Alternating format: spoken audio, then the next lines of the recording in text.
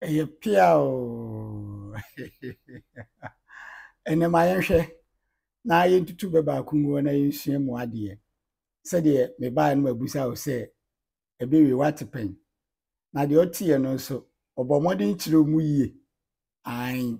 eno na enne nso matoa wi. Se de wo awuni mu no. Empani se duamomo no efimra yeni. Ebe no ni wate sa be epen. Ye kire ni se duamo no efimra yeni. Ai enu efimre o isa efimre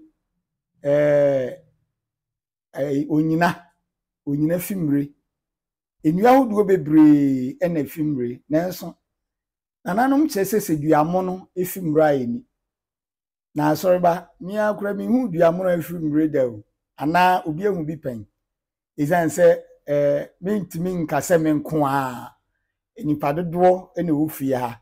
a enyina yesua de ntimi nim se bi o ho a na wo duamo no efimra mu wahu ai se duamo fimre ma hu a nananom si yeni so what ebe na ase eti nananom tena ase no ma hwɛ se de nyankopɔn nabodie tie no no m de ahyehye be na ebere bi a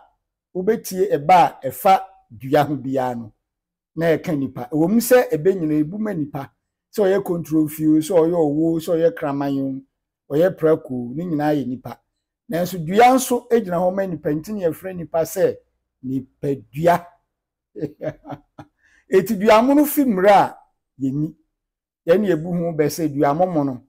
efimra yeni na ebe no di om nyina ne se ye ka dua mo no eni dua wi a na ye pa kire se dua mo no ye de ati ase nipa oti ase ena dua wi ye nipa wawu